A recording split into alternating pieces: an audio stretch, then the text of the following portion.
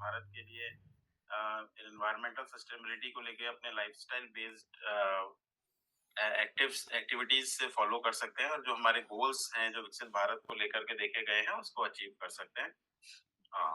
तो first of all about the introduction, we are seeing many problems in our current scenarios. There are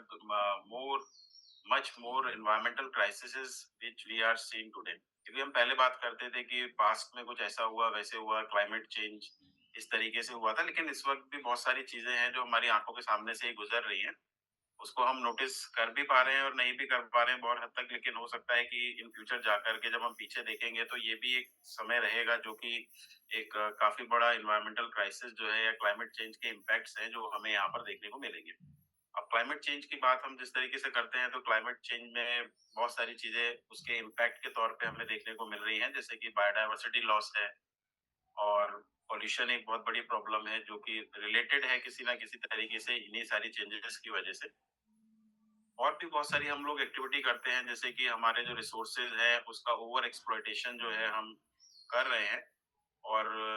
near future में हमें हो सकता है कि इसके जो कॉन्सिक्वेंसेस देखने को मिलेंगे, लेकिन अगर बहुत सारी स्टडीज को आप देखेंगे तो ये पता लगेगा कि अभी प्रेजेंट में भी हमें इस तरह के कुछ सिम्टम्स या इस तरह की चीजें देखने को मिलने लगी हैं, जिससे ये हम एक अनुमान लगा सकते हैं कि ये जो क्लाइमेट चेंज है वो अपना इम्पैक्ट जो है वो धीरे धीरे ही सही लेकिन अभी प्रेजेंट कंडीशंस में भी दिखा रहा है। अब क्योंकि विकसित भारत 47 है, 2047 को लेकर बहुत सारे गोल्स जो हैं जो गवर्नमेंट ने डिसाइड किए हैं, तो उसमें एक एनवायरमेंटल सस्टेनेबिलिटी भी बहुत इंपॉर्टेंट एस्पेक्ट्स या इंपॉर्टेंट रोल प्ले करता है। उसी को लेकर के जो है prime minister of the country mister Narendra Modi ji ने COP 26 में 2021 में ये मिशन लाइफ जो था, एक मिशन जो था उसको स्टार्ट किया था, इसको इनॉग्रेट किया था। और बेसिकली ये जो मिशन लाइफ है, किस तरीके से हम अपनी इकोनॉमिक ग्रोथ को कनेक्ट कर सकते हैं इकोनॉमिक सस्टेनेबिलिटी एनवायरमेंटल सस्टेनेबिलिटी के साथ। तो इसको लेकर के कुछ किस किस तरीके से हम इसको फॉलो कर सकते हैं, क्या चीजें कर सकते हैं, तो उसी को लेकर के ये वर्क हम लोग कर रहे हैं इस पे कि इसका क्या इम्पैक्ट पड़ेगा मिशन लाइफ का और किस तरीके से ये विकसित भारत 2047 को अचीव करने में हेल्प कर सकता है। तो बेसिकली इस मिशन लाइफ का जो पूरा मोटो है वो एक तरीके से बिहेवियरल चेंजेस पे है और पब्लिक पार्टिसिपेशन पे है कि किस तरीके से पर्टिकुलर जो हम लोग हैं सिटीजन्स हैं वो उनमें किस तरीके से बिहेवियर में चेंजेस आए हैं और वो एनवायरमेंट को लेके सेंसिटिव होकर के छोटे छोटे स्टेप उठा करके ही इन सारे जो इम्पैक्ट्स हमें देखने को मिल रहे हैं उसको किस तरीके से वो ओवरकम कर सकते हैं। जैसे अभी हाल ही में हमने काफी न्यूज में देखा था, अभी एक दो दिन पहले की न्यूज है कि एक रिपोर्ट आई थी कि जो वर्ल्ड के 100 हॉटेस्ट सिटीज थे उसमें से 95 जो थे they are located in India also. तो काफी था क्योंकि अप्रैल में ही हमको बहुत ज्यादा टेम्परेचर एक फील करने को मिला और ऐसा प्रेडिक्ट भी करा जा रहा है कि इस साल जो है काफी गर्म होगा, काफी मतलब यहाँ पर टेम्परेचर जो होगा काफी राइज होगा। तो एक सोचने की बात है कि कैसे मतलब वर्ल्ड के 100 कंट्रीज में 95 जो है इंडिया के ही है और यूपी की बात करें तो लगभग इसमें से 32-35 जो सिटीज थी वो यूपी से ही लोकेटेड थी। तो इतना ज्यादा टेम्परेचर राइज होना यानी हो गया ज्वाइन हो गया। अप्रैल में जो कि हमें आगे जाकर के मंथ ऑफ जून या जुलाई में देखने को मिलता है, तो ये क्या रीजन है, क्या किस तरह के, क्योंकि ये कुछ एक दो दिन के रीजन कारण नहीं हो सकते, बहुत सारे इम्पैक्ट्स हैं, बहुत सारे फैक्टर्स हैं जो इस चीजों को पे डिपेंड करते हैं। और टेम्परेचर का बढ़ना एक तरीके से बहुत ज्यादा इम्पैक्ट डालेगा हमारे पूरे एनवायरनमेंट पे, ना कि एनवायरनमेंट पे बेसिकली सारी जो हमारा इकोसिस्टम है उससे रिलेटेड है, कहीं ना कहीं इकोनॉमी उससे रिलेटेड है, तो इन सारी चीजों को भी ये इम्पैक्ट करेगा। मिशन लाइफ में जो जो इनिशिएटिव लिया गया है उसमें एक मेन पर्पस ये है कि किस तरीके से हम एक प्रो प्लेनेट पीपल जो है उस कॉन्सेप्ट या उस फिलॉसफी को प्रमोट करें। प्रो प्लेनेट पीपल से हम यहाँ समझ सकते हैं कि किस तरीके से जो लोग हैं या जितने भी ह्यूमन बींग्स हैं हम इस प्लेनेट पे रहते हैं वो किस तरीके से इस प्लेनेट के बारे में अपने इनिशिएटिव्स के बारे में सोचे। जरूरी नहीं है कि गवर्नमेंट ही पॉलिसी बनाएगी बड़ी बड़ी और तभी हम उसको फॉलो करके इसमें कंट्रीब्यूट कर सकते हैं, गवर्नमेंट की ही जिम्मेदारी है, बल्कि जो है हर एक इंडिविजुअल की एक जिम्मेदारी है कि वो अपने अलग अलग तरीके की जो भी चीजें एक्टिविटीज वो करता है उसमें इस चीज को ध्यान रखे। तो इस मिशन का जो बेसिक प्रिंसिपल है वो किस तरीके से हम रिड्यूस वेस्ट प्रोडक्ट को रिड्यूस कर सकते हैं अपने, क्योंकि जो वेस्ट प्रोडक्ट्स हैं उसको यूटिलाइज करना भी एक बहुत बड़ा जो है वो एक प्रॉब्लम है। दूसरा है कि कंजर्व एनर्जी को किस तरीके से कंजर्व किया जाए, वाटर को किस तरीके से रेन वाटर हार्वेस्टिंग या अदर मेथड्स के थ्रू हम वाटर को भी कंजर्व करें, क्योंकि टेम्परेचर बढ़ने से ये सारी चीजें भी आपस में कोरिलेटेड है। एनर्जी का किस तरीके से सही इस्तेमाल करें, वाटर को किस तरीके से हम कंजर्व कर सकते हैं सस्टेनेबली। तो ये सारी अप्रोच जो है बेसिकली एक सस्टेनेबल कंजम्पशन को भी ड्रिवन करती है कि किस तरीके से हम सस्टेनेबली अपनी एक्टिविटीज को, अपने बिहेवियर में कुछ चेंजेस करके इस मिशन को सक्सेसफुल बना सकते हैं। और इस मिशन का जो एक रोल हो सकता है विकसित भारत में, वो एक इम्पोर्टेंट रोल हो सकता है। इस अप्रोच में ये भी है कि बॉटम अप अप्रोच ये लिया गया है। बॉटम अप का मतलब होता है कि ऊपर से नीचे नहीं हमें जाना है, नीचे से ऊपर जाना है। यानी एक इंडिविजुअल पर्सन जो है उसके क्या इम्पोर्टेंट वो रोल प्ले कर सकता है इस एनवायरमेंटल सस्टेनेबिलिटी के लिए, तो वो भी बहुत इम्पोर्टेंट है। तो इस तरीके से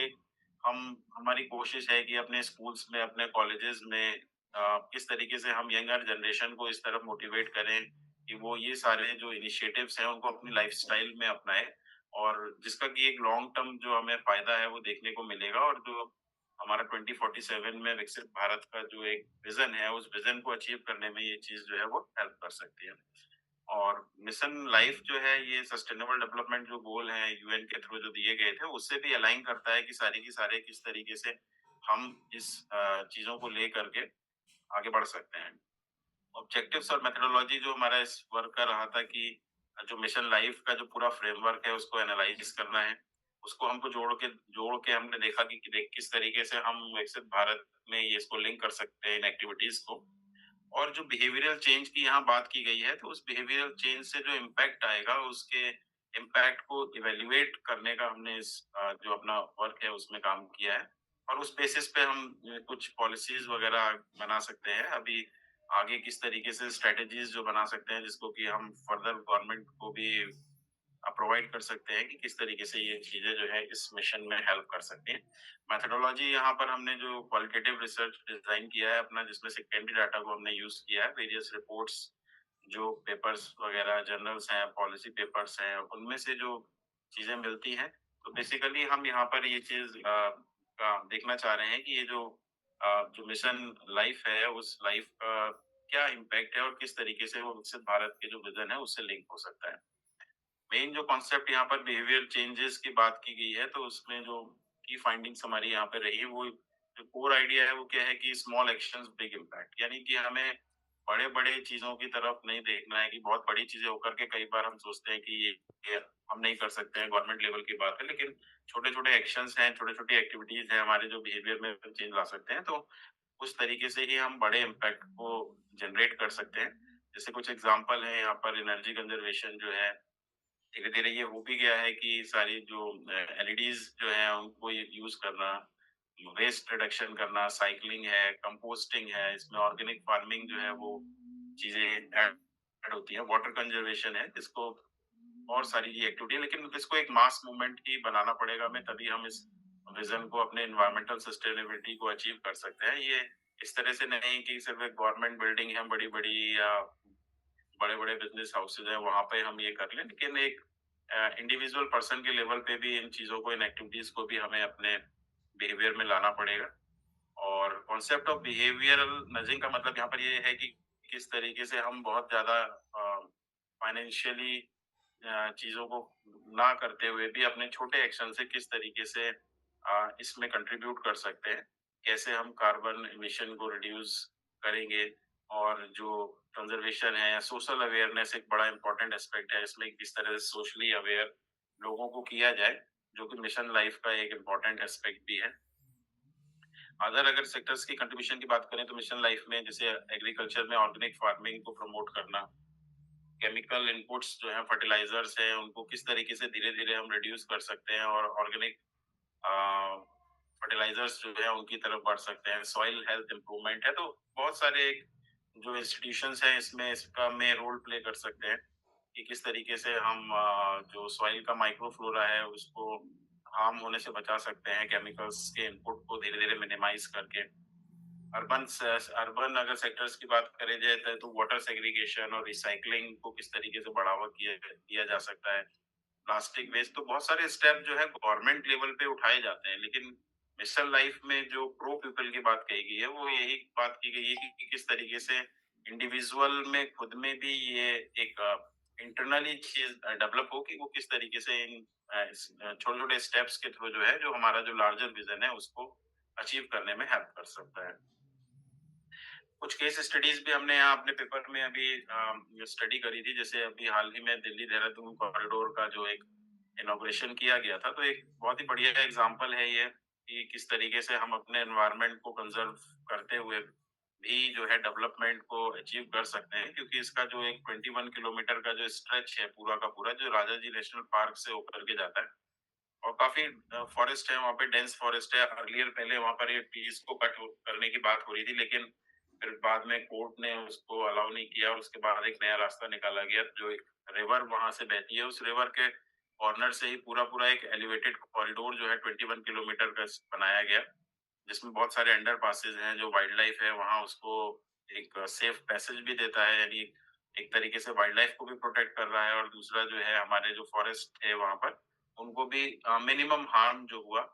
तो इस तरह के इनिशिएटिव्स जो हैं वो एक अच्छा एग्जांपल है जो कि हमारे एनवायरमेंटल सस्टेनेबिलिटी और जो लाइफ जो मिशन लाइफ विजन है उसमें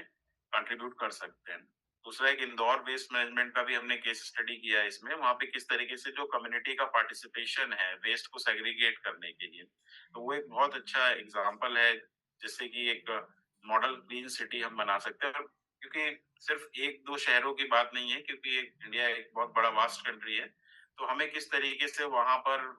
हर एक शहर में हर एक म्युनिसिपल कॉर्पोरेशन में इन चीजों को लेकर के आना पड़ेगा, इन चीजों को देखना पड़ेगा, तभी जाकर के जो हमारा मिशन लाइफ का जो मोटो है और जो विकसित भारत का जो विजन है हम उसको साकार कर सकते हैं। क्योंकि चीजों को घटते हुए हम अपने प्रेजेंट में देख रहे हैं, और अगर हम चाहते हैं कि फ्यूचर जो है इस तरीके का ना हो, कुछ बेटर हम कर सके, तो बहुत सारी चीजें हैं जो गवर्नमेंट के लेवल पे और एक इंडिविजुअल लेवल पे भी हमको अचीव करनी चाहिए। फाइनली जो हमारा ये वर्क था, इसमें जो कंक्लूजन था वो ये था कि इस तरीके से जो मिशन लाइफ है ये एक पीपल सेंट्रिक सस्टेनेबिलिटी की तरफ हम शिफ्ट हो रहे हैं। पीपल सेंट्रिक मतलब गवर्नमेंट सेंट्रिक को छोड़, गवर्नमेंट तो अपनी जो रोल है वो प्ले करती है, लेकिन एक इंडिविजुअल पर्सन पीपल को भी इन्वॉल्व करना इसमें एक इम्पोर्टेंट एस्पेक्ट है मिशन लाइफ में, और ये किस तरीके से विकसित भारत 47 विजन को जो है वो सपोर्ट करता है। मैंने पहले भी बताया कि बिहेवियरल चेंज जो है एक इसमें इम्पोर्टेंट एस्पेक्ट है, और लार्ज स्केल इम्पैक्ट हमें इसको देखने को मिलेंगे। कुछ रिकमेंडेशंस जो थी हमारी इस वर्क की कि किस तरीके से हम सस्टेनेबिलिटी को एजुकेशन में इंटीग्रेट कर सकते हैं, क्योंकि अभी एनईपी भी है हमारे पास, तो एनईपी में बहुत तरह के इस तरह के स्किल कोर्सेज को भी ऐड किया गया है, जहाँ पर ऑर्गेनिक फार्मिंग है या वर्मी कंपोस्टिंग है और बहुत सारे कोर्सेज है, जिसको कि हम प्रैक्टिकली अगर स्कूल लेवल या कॉलेज लेवल से ही इनिशिएट करेंगे तो शायद ये जो मिशन लाइफ है उस विजन को हम अचीव कर सकते हैं। और बहुत सारी इको फ्रेंडली प्रैक्टिसेस हैं या पब्लिक पार्टनरशिप को स्ट्रेंथन करना, और ये सारी चीजें करके ही हम इस विजन को अचीव करेंगे। तो जहां तक हमने अपने इस वर्क में देखा है कि अगर हम मिशन लाइफ के जो रिकमेंडेशंस हैं, जो उसमें चीजें कही गई हैं, उसको फॉलो करते हैं धीरे धीरे स्टेप से ही, तो मे बी कुछ ईयर्स में जो है हमारा जो विजन है क्योंकि एक विकसित डेवलप्ड भारत बनाना ही हमारा मोटो नहीं होना चाहिए, डेवलपमेंट के साथ साथ जो एक एनवायरमेंटल सस्टेनेबल कंट्री है उस वो भी एक इम्पॉर्टेंट एस्पेक्ट है, और उसको साथ लेकर ही हमको यहाँ पर आगे बढ़ना। Thank you very much. This is all from my side.